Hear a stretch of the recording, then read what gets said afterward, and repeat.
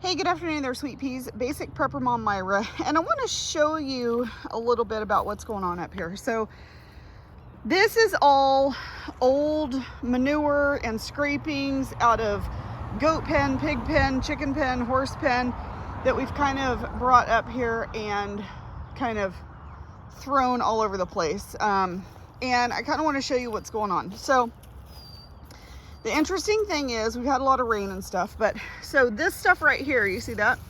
This is actually, if you look at it, this is actually wheat that's growing.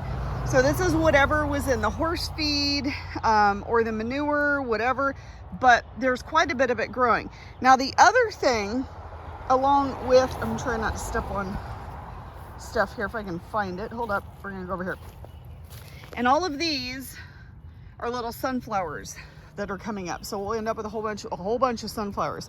But this other stuff, where's that? Here we go. So mixed in with the wheat and stuff, we've got this stuff right here. See this? Got a little yellow flower on it. That's chickweed. Now, chickweed is actually very nutritious. It's actually considered an invasive species. It's a weed, and it kind of grows all over. So there's some there, there's all, if you can see in there, all of this underbrush right here is chickweed. Now, the wonderful thing about chickweed is that all animals, there's some over here, all animals can eat chickweed. So that's amazing. Specifically rabbits, chickens love it, pigs love it too. Now, I'll show you something else. This stuff, if you see, hold on here, with the little white flowers, okay? This is not necessarily, so we have some like right here too. It looks like the tops of carrots. That is, can be poison hemlock. There is another species of hemlock that's not as toxic or poisonous, but it is still toxic to animals.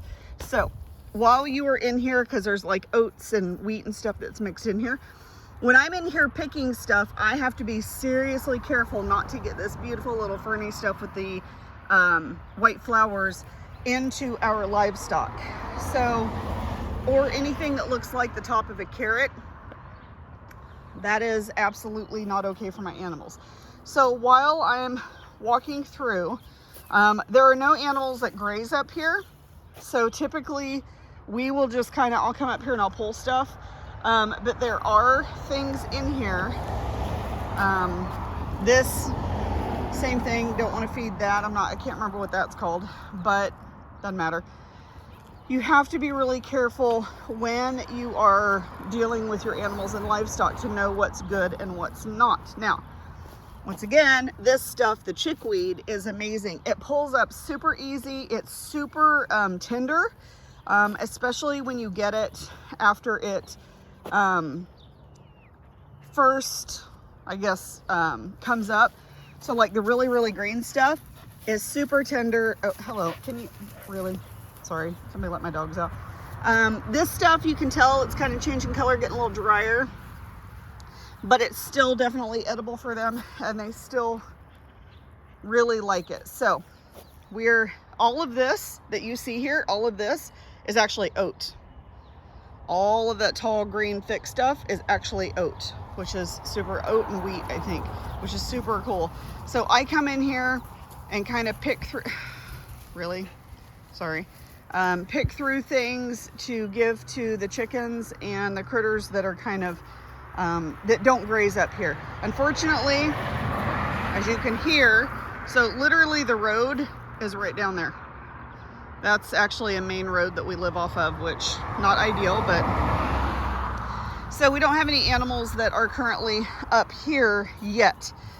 We do have plans to fence the rest of the property, and we're actually going to run the fence line probably about here so that they can actually get up here and graze, because all of this that you see, it looks like kind of hard dirt.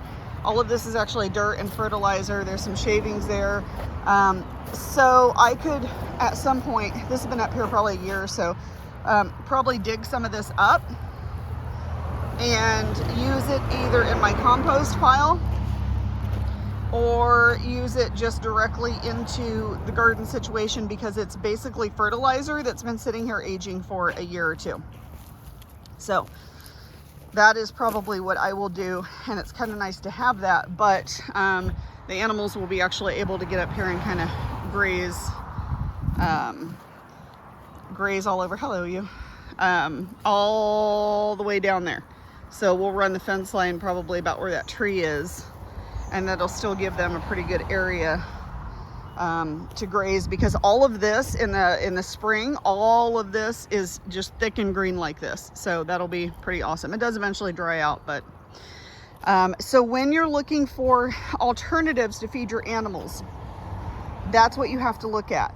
And we never really, like, this stuff was never here, but because we put the animal scrapings out of the animal pens, we end up with this beautiful wheat and oat. And then we have also, let me show you here. It's kind of starting to dry out, but this stuff right here, it's kind of dried out. This stuff right here is miner's lettuce, and this is amazing to eat, just, you know, people, but I feed it to chickens and stuff too. It's very high water content, but miner's lettuce, like I said, this is kind of getting dried out a little bit, getting a little bit old. Miner's lettuce is really, really high in vitamin C, and it's actually what the miners used because they couldn't get a lot of citrus and a lot of fruit.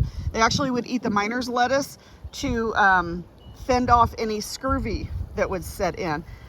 So miner's lettuce is amazing. I don't know if for some reason the horses have never really been that crazy about it. And go down here without trying to fall. Which I don't know why, because it's actually pretty flavorful. It's good. I've actually ate it in salads. It's amazing. Hi, you want to try that? Will you eat that? Eat that? You like it? Oh, all right. Well, we're good. Okay. Are you? So yes, that's good. So when you are, and of course we have dandelions too. We all know the benefits of dandelions. I don't have to talk about that.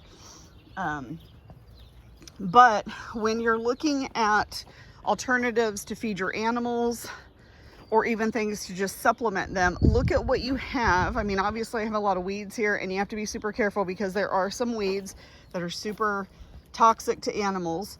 So you definitely want to look at that. But look at what you can do with, if you have livestock, if you have animals, start scraping everything out. Thankfully, we have a tractor that we do that with. We've been putting all of the scrapings when we clean out pens up in here, so that when we do get rain, it actually, this is what grows. So it's gotten quite amazing. I'm pretty pleased with how things are going. So it's kind of naturally occurring, but not really. But yeah, so that is alternatives to feed your animals. Look at that, what you have around your property, and research foraging, not just for yourself, but for your animals as well. All right, so I am going to go back and forage some more stuff for my critters, and we'll talk to you later. And once again, if you guys have any questions or comments, please feel free to reach out. I hope you guys have a wonderful, amazing day, and we'll talk to you soon.